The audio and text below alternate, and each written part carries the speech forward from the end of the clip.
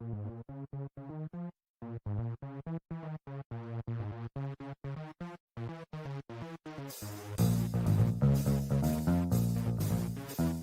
everyone, it's John Orlando from the PVD Cast, and I wanted to take a few moments of your time to let you know where you can find the PVD Cast. The online home of yours truly, PVDcast.com, is a great place to go, but it's also available through all the major podcasting platforms like Apple Podcasts, Stitcher Radio, Spotify, etc. There's also live broadcasts of the PVD Cast every single week. Mondays 8 p.m. Eastern through the Facebook page of the PVD Cast, and Tuesdays at 7:30 p.m. through the Scene Snobs Facebook page. And no matter how you listen, please make sure you rate, review, and subscribe. And with that, I will chat at each and every one of you later.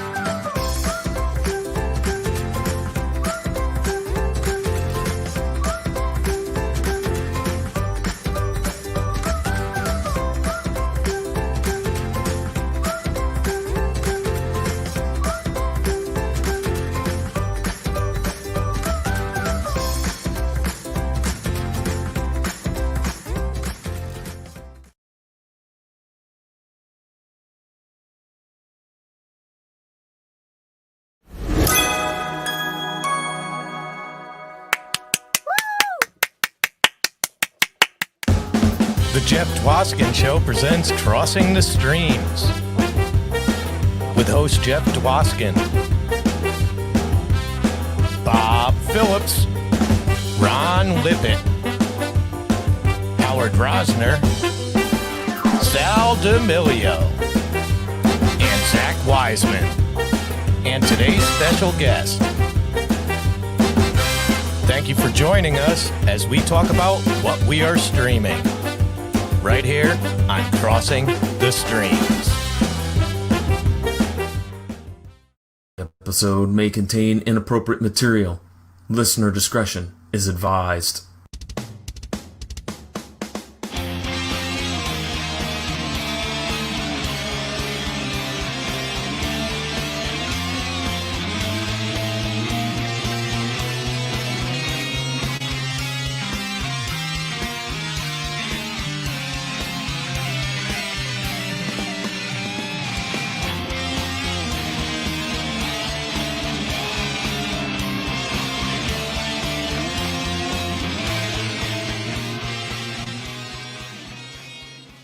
Welcome, ladies and gentlemen, to another episode of Mattalk.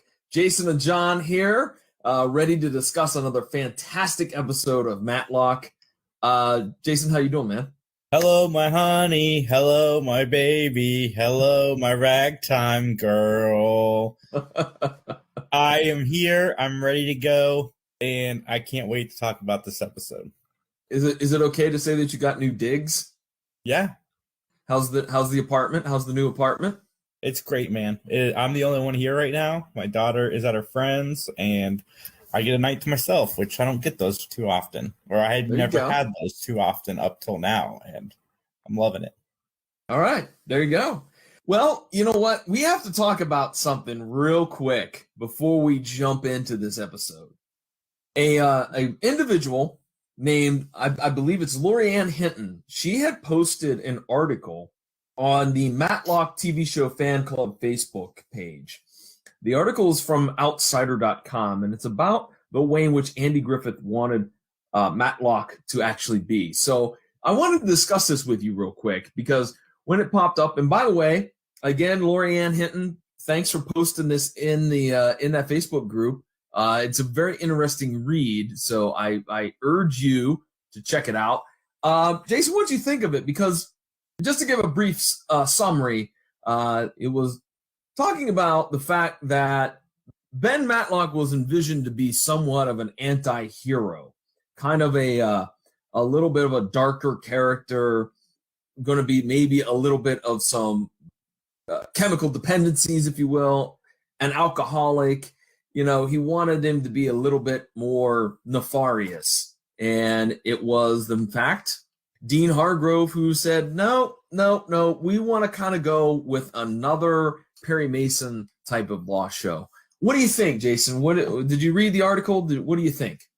It would have added a layer to the character, I think. I kind of want to see this. Really? Yeah, I kind of would want to see Andy Griffith play this as Mattalk. Because I think it would add in a layer to the character. Especially in the 80s. Like, if they redid Mattalk now, I'd have less of a problem with them making him dependent on chemicals, knowing that was one of the things Andy Griffith wanted to bring to the character. Sounds like he wanted to bring a little bit more, quote-unquote, acting to the role, where he got to stretch out a little bit more. And if they were to reboot Mattalk now and they said they were going to do that, I'd roll my eyes less than I did with Perry Mason, because as far as I know, Perry Mason, the show, is what Perry Mason was always supposed to be, not the new one we got with Matthew Rhys.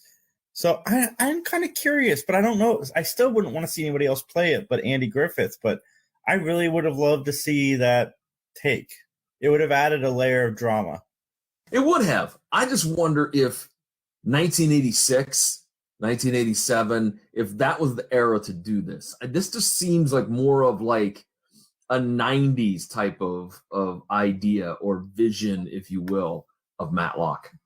Was it NYPD Blue late 80s, or was that always 90s?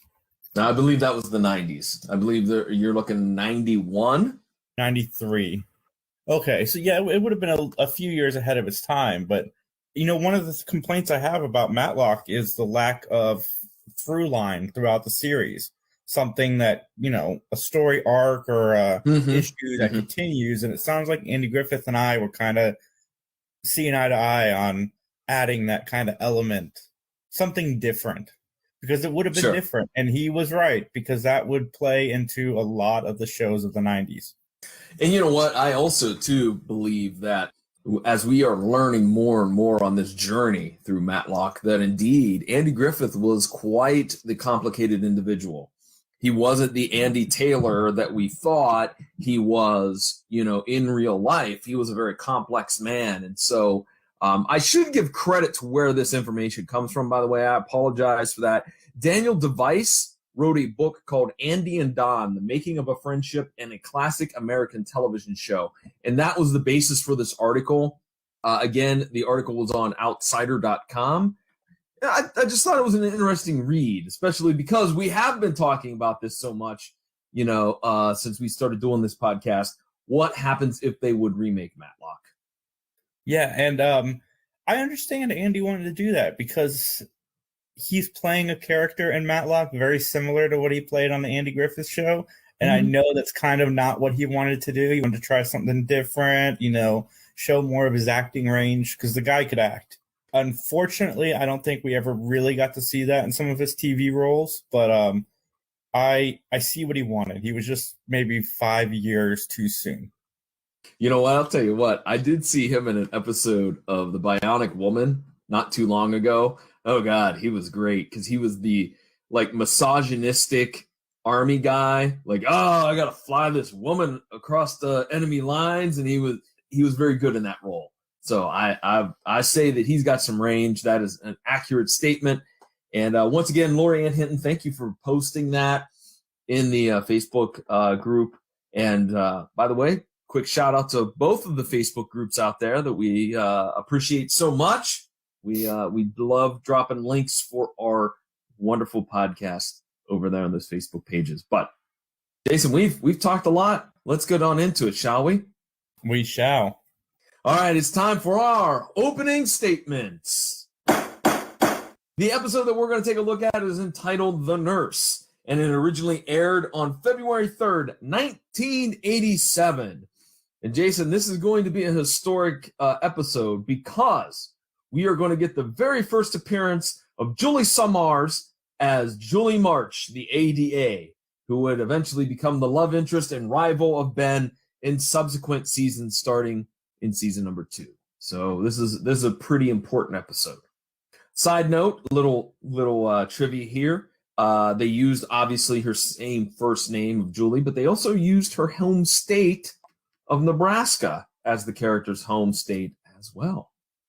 And then we're also joined by another big name guest star, Billy Zane, who played Eric Dawson. And Billy Zane is, well, quite frankly, done a lot of different TV shows and movies, probably best known for his role in The Phantom and Titanic. Jason, do you have a favorite Billy Zane movie? Billy Zane was in Back to the Future, right? Yes, he was. He played Needles. Yes, that is correct. That's Back to the Future, hands down. There you go. So Billy Zane playing the character of Eric Dawson, whom we'll find out is kind of a shady character, if you will. All right, Jason, with that, are you ready to give an opinion? Your opinion, the whole opinion. So help you? As long as I can be trapped in an elevator with Julie, I am 100% in for giving you my full opinion. Then let's get ready to testify. All right, the plot of The Nurse is kind of cut and dry. It's very simple. A nurse is accused of killing her patient/lover. Jason, I know you like this. I know without a shadow of a doubt you did. Our opening credits, we hear the singing of Andy Griffith as he sings, "Hello, my baby." Did you think that was a good way to start off the episode? I thought that was a weird way to start off the episode. Because he's going to sing it again in like 30 seconds. Like, we didn't need it right there. It felt awkward to me. It's like randomly Andy Griffith is singing. And he's not on camera. He's not in the scene. It's just like B-roll footage, and he's singing over it. It was kind of a little bit odd. I will agree with you on that. All right, very first scene is somewhat complicated because it's shot from what looks to be Marcus, who is the butler. It's from his living quarters, and there's this strange person in a vinyl raincoat. And I was really perplexed by this raincoat. I'm sorry. I was fixated on it because I'm like, that looks so weird. It just looked so weird. But this mysterious figure is sneaking into a house and murders Peter St. John by giving him a lethal dose of something. What'd you think of this opening scene, Jason? I was wondering if they were going to trick us, and it was actually going to be a guy that committed the murder. I like, again, that we don't know who the killer is, even though as soon as we see the person who ends up being the killer in the first scene that she's in, I was like, there she is. Whoa, wait a minute. You mean you knew right off the bat? You knew who was going to be the murderer? Yeah, I wrote, sister's a bit of a bitch. All right, you're not holding back on this one. So is the housekeeper, but we'll get there. Okay. All right, so Kathy Dawson, the nurse, shows up later wearing that weird raincoat and is scolded by the others. I believe the others are the housekeeper, Ruth, and, of course, Lacey, who is the sister. And so she kind of leaves, and then we hear Marcus, the butler, claim that he saw her sneaking into the house. And then in a very random scene that to me didn't make much sense, later Ruth, the housekeeper, is cleaning out a room and finds mystery drugs in the closet. And the only reason why I say that is nothing ever comes of this scene. And so, spoiler alert, as we dissect this episode, this scene never is ever referred to. There's no callback to it. It's just shoehorned in. The way I see it is the housekeeper was involved in covering up the murder. She dumped it out and helped plant it at the nurses. Because remember, they find the empty bottle. That's true. It is an empty bottle. That's how I did. I mean, you gotta like read between the lines, and they did a horrible job of connecting the two. But that's how I took it. But there was more people involved, which we'll get to it. But that's one of the things that bothered me about the ending. Well, we get the first appearance of Julie March, where she is going to share an elevator with Ben, and what do you know, it gets stuck. And Ben is not very good at flirting, by the way, in this scene, which kind of does make it a little bit charming. But eventually the elevator starts again, and they... Well, he didn't think he heard grits in her voice, John. He's in love. So that's what does it for Ben Mattalk, is there's no grits in the voice. She's a Midwestern girl. You know, one of the things that I think makes a good actor is being able to cry on command, being able to show scared in the eyes, and being able to show like genuine love in the eyes, or, you know, that overwhelming feeling you get when you first meet somebody that you think is awesome, where the flirting comes in. And I thought Andy Griffith did a great job conveying that, like, I love this woman. Yeah, I got you on that too. I thought that is revealing a little bit more than what I should probably at this juncture in the podcast. But yeah, I agree with you. I think Ben Mattalk, the relationship with him and Julie March, bravo, spot on. Well, Ben meets with Kathy to interview her because apparently she's been arrested. I guess there's no Bob Brooks arresting her. There's no cop showing up. She's just arrested. And she has a $250,000 diamond ring to use as payment. Kathy is married to Eric, but she is in love with her patient, Peter St. John. I want to know, why was Peter St. John laid up? Like, what was his illness? Did they ever say? I don't think so. Just that he couldn't do anything except for, I'm not going to spoil it yet, 'cause it's part of the ending, but he could only do one thing, to cut somebody out of his life, because he couldn't leave that bed. But I don't think they ever said why he couldn't leave the bed. Exactly. Like, I was like, that would have been nice to have in the exposition. Maybe it was a car accident, he's paralyzed or something. But yeah, that was kind of dumb. So we go to the courtroom for the first time, and we're going to be in the courtroom multiple times on this episode. And Ben is sitting there, and what do you know? Julie March strolls in. She's running a little bit late, and she is the prosecutor. This was a pretty fun scene. I like this a lot because they have this little awkwardness where they're like two teenagers whispering between the tables. The judge is not amused, and then they start, and then it gets heated. It gets competitive. I like this scene. This was top notch. Jason, your thoughts? Yes, they do a good job of leaving business and pleasure separated from one another, and the chemistry between the two is so good, even when they're rivals. Agreed. We're going to get one of our themes, and that theme is that Ben is playing his banjo, or is it a ukulele? What is it? I don't know. I think it's more of a mini banjo, isn't it? I wrote it down as a banjo. Okay. I don't know if that's right. People will let us know, I'm sure. And right now would be a great time to tell them how they can let us know, Jason. benmattalk@gmail.com, benmattalk@gmail.com. That is the email address, or you can leave us a message over on the Facebook or Twitter for Matt Talk. And of course, the Facebook is at Matt Talk Podcast, or we're on Twitter at Matt Talk _podcast. And you can let us know, what is the instrument that Ben plays? Because it does look like a mini banjo. But he's playing your favorite song. Hello, my darling. Hello, my honey. Hello, my ragtime girl. Well, enter Charlene and Tyler. 13 minutes into the episode is when they show up. You timed it? I just checked.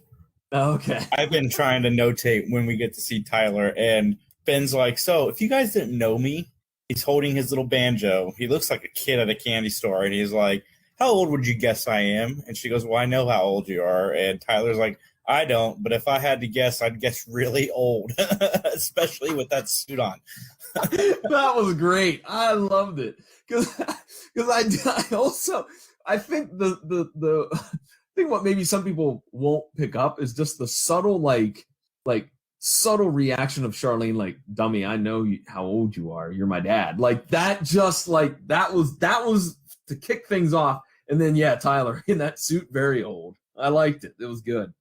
This was another weird scene that just seemed to be shoehorned in. A cop shows up to take the diamond ring from Ben. Well, because he showed the diamond ring to the prosecutor. So then she had it removed for evidence. Oh, see, I overlooked that. Okay. That makes sense now. Okay. Ben shows up at the St. John's house, and he meets the lawyer, Barbara, and the housekeeper, Ruth. I think you adequately described Ruth as being a bitch, and I agree. Later in the episode, and I'm jumping ahead a little bit, Ben makes some weird inference that Barbara and her law firm might be in cahoots with Lacey, which is the sister, which I thought was a little bit peculiar. It's the whole conspiracy theory thing in this episode that I wish they had touched on, because there seems to be a lot of people involved with this murder / cover-up. Yeah, exactly. At least 2 the episode confirmed. So it's no longer a conspiracy theory if it's confirmed, right? Well, there's 2 for sure. We'll get to it when we get to them testifying. Okay. So Tyler visits Eric Dawson at his work, and he's just a regular mechanic, but he's not in. So what does Tyler do? I'm just going to hang out in the back seat of his car. And I've always wondered with this vehicle that they use a lot in TV shows. Does no one pay attention to what's in their back seat? No. When they get in their car? I do, but I guess nobody else does. I do because of these shows. There's always somebody in the back seat. By the way, what a piece of crap car Eric Dawson has. For an auto mechanic, you would think it would be a nicer looking car. But don't worry, I have more ranting and raving about cars in a little bit about this episode here. But so Ben and Kathy talk about some secret vault that was something that you would expect at Bruce Wayne's house, by the way, where the diamond ring was kept. So Ben goes to try to open it. Julie walks in on him. Julie and Ben go through the stash, only to be caught by Lacey. And then Ruth gives a letter to Julie that is Peter's new will, giving $150 million to Kathy. The will scene also supports my theory of the conspiracy, because she looks very excited when she hands him that will. Like, she knows what it says, and she knows that that's going to help give a motive. It's going to help give a motive for murder. $150 million as a motive. Okay. You're building a solid case, sir.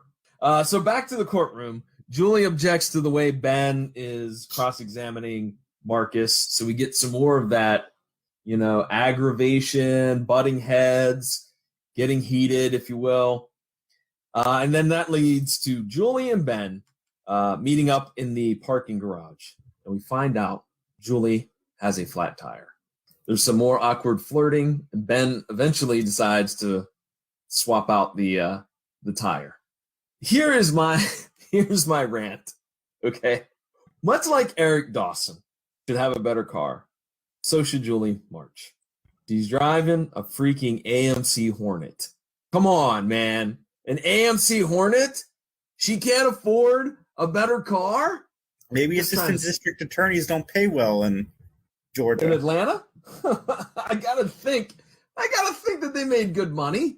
I'm surprised. Are you going to Google what the salary is for Fulton County A.D.As? I will right now.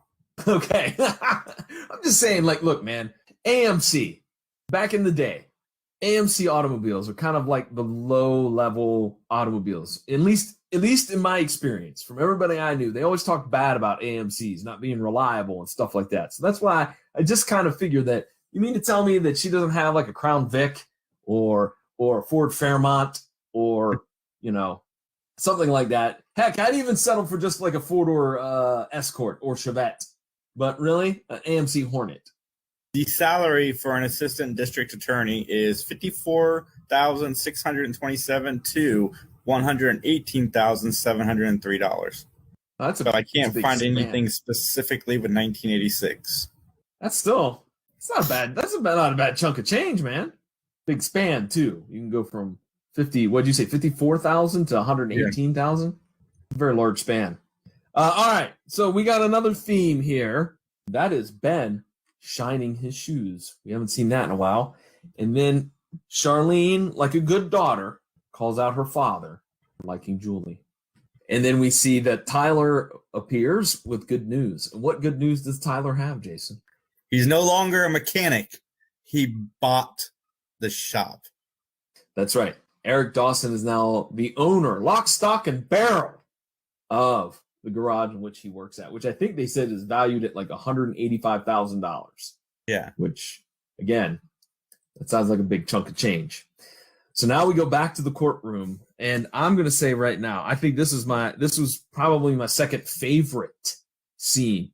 Man, Ben Mattalk is in beast mode while he is cross-examining Eric. He's just getting to it, man. In the cross-examination, it's revealed that Eric is given a diamond necklace to smooth over the divorce, hence why he got the $185K to buy the garage. I hope he bought a better car too, but I digress. So Jason, what about this diamond necklace? See, this is, again, feeding into my conspiracy theory, because he obviously got this diamond necklace from the real killer and was paid to testify against his soon-to-be ex-wife. And because he is sitting on a lot of money. Well, maybe not. I don't know. I don't know how much the necklace was worth. We know the ring was worth $250K, but the diamond necklace, which was not in the stash, which we kind of overlooked from when Julie and Ben went through the stash, it was missing. The box was there, but it was missing. That was enough for him to buy that shop. Yeah, even though he still drives that clunker. Okay, anyways, let's talk about Ben and the crew going back to the St. John's residence and having fun with intercoms, because this made me laugh out loud. I love Tyler Hudson's death, and I'm using air quotes even though no one can see them. I thought that was hilarious. Why can't Ben ever play the decedent? Oh, I love that. Help! Help! Get in here. It was hilarious. I busted out laughing. It was good. So now we go back to our final courtroom scene, I believe, where Lacey is on the stand. I wrote this down, literally. Was Lacey high during Ben's cross-examination? Because I didn't understand what this character was doing. Like, she seemed like totally like out of it. That's kind of been her whole demeanor this whole thing. Well, that's true. Good point. Bitching out of it. Peter disconnected the intercom button from Lacey's room so that she could not talk to him, and that leads her to break down in tears. Okay, at this point, I'm like, just walk over to the other wing of the house. People talk about like people being lazy today. Oh, you got a phone, you can look up anything. Yeah. What about this? So your intercom doesn't work. Don't you just walk all over to the other side of the mansion and go, hey, what's happening, Peter? How you feeling? She didn't know. That's how I read it, that she didn't know he had cut off because she was using that as her excuse. Wait, time out. When you press the button and you go, hey, Peter, what's happening? And then nothing happened, nobody responded, wouldn't that be the clue that something's going on with your intercom system? Well, I'm just saying that's how I read it with the character, that she really didn't know, and that's why she started crying, because she didn't believe it. Okay. Pothole. Indeed. There's more Ben and Julie flirting while they're waiting on the jury to come back. And the jury is indeed back with a verdict. And they find Kathy not guilty. But who's the killer? Because we never find that out. We know who the killer was, John. Okay, well, hold on to that thought for a minute.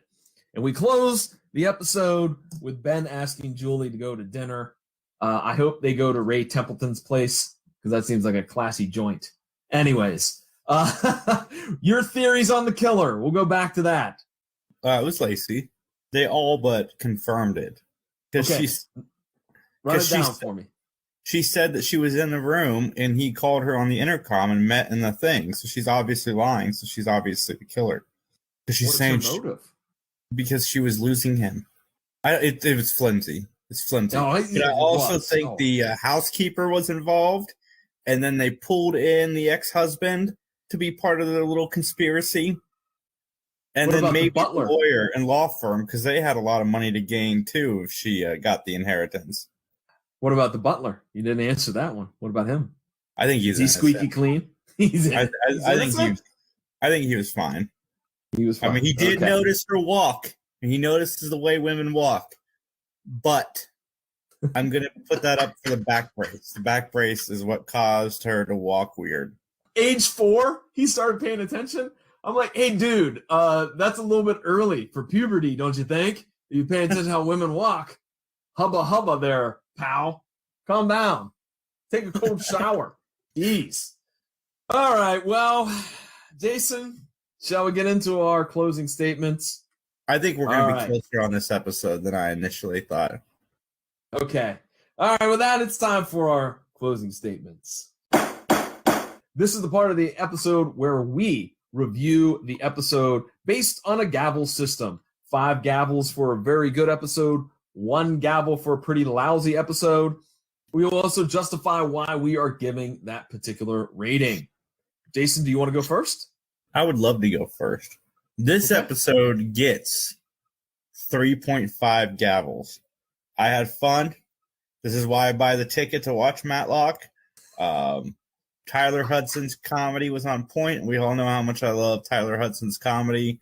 We got Ben the Flirt. I really liked all of that. As a hopeless romantic that I am, I love seeing Ben kind of getting some.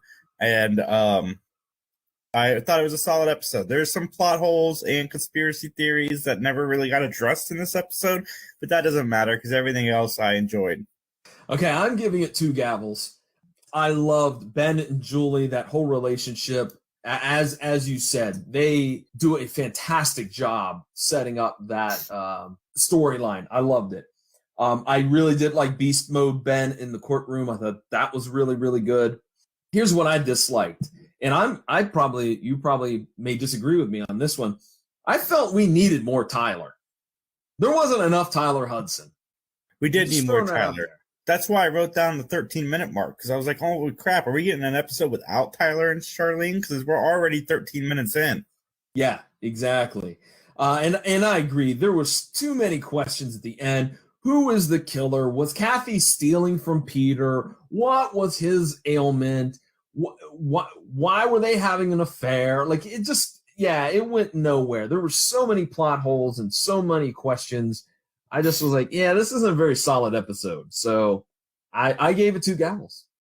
So I thought they pretty clearly pointed out it was Lacey. But we didn't see her get arrested at the end, which usually we do. Which maybe would have helped convince me that she is indeed the killer. But anyways. All right, with that then, Jason, you want to plug some other podcasting projects, websites, social media, et cetera, et cetera? Yeah, over the weekend, this past weekend, I did a podcast counting down my top 5 restaurants, and with my buddy Mick from the St. Snobs. It's a lot of fun. It's the Pod Chatters episode. I don't know what the number is, but it's all fast food. Come join the conversation. Check it out. It was fun. And yes, Rax was definitely mentioned a lot in that episode. Oh, John, don't make that face. Rax is amazing. Okay, that's it. We'll carry on. You should have seen the look he made, people. It was like he ate sour poop. Sour poop? What? Your face just looked like you had the worst thing ever. But Rax is here and Arby's is like here. But anyway, that's not the podcast for that. But there's one Arby's left. And one of these days I should have John grab me some because he goes past it almost every day. But that is not what we're talking about. We're here talking about Mattalk and podcasting. Check out the 3 Geeks podcast live every Sunday at noon. It is not for the faint of heart, but join us. Conversations are fun. The episodes are typically funny. I actually moved us from pop culture into comedy as podcast genre because we've been doing a lot more of that. John is really funny, believe it or not. You guys should check it out. And so much more. 3geeks.ninja. scenesnobs.com. You can find us everywhere. By the way, I think that you said there's only one Arby's left. You mean there's only one Rax left. And you're right. I do go past it on my commute home. So I'll stop and get you some. Will you? Sure. We can go we can do a road trip and we'll go get some. That sounds great. All right. With that, ladies and gentlemen, you can catch my personal podcast, the PVD Cast, over at pvdcast.com or through all those major podcasting platforms like Stitcher Radio, Spotify, et cetera, et cetera. It's also available at thescenesnobs.com as well. Just in case you need to get in touch with us about this podcast because you have questions, maybe you want to give your opinion on The Nurse, maybe you want to give your opinion on the relationship of Julie and Ben. Who knows? There could be infinite questions you have for us. All you got to do is shoot us an email, which, Jason, that email address is what? BNMATTALK@gmail.com. That is benmattalk@gmail.com. Or you can leave us messages over on the Facebook page. Again, it's at Mattalk Podcast or on Twitter at Mattalk_podcast. And you know what? There's been so many people liking the Facebook page, Jason, right? Yeah. We've had an uptick over the last couple of days of lots of people. They've just stumbled across it. I don't know how, and I don't care. Do you care? I don't care. So we need some folks to like that Twitter account because it's tough. It's tough for you folks that don't know. It's tough to get people to follow you online, especially in social media. And the Twitter's kind of struggling. We're not going to lie. So help us out. If you've liked us on Facebook, go over and follow us on Twitter, and we would greatly appreciate it. Do we have more than just at 3 Geeks Podcast, at 3 Geeks J, and at PVD MVP following us on Twitter? Yes, indeed. That's right. All right, with that, ladies and gentlemen, we're going to get on out of here. Thank you for listening. And as they say in court, nothing further. Your mother's a jackass.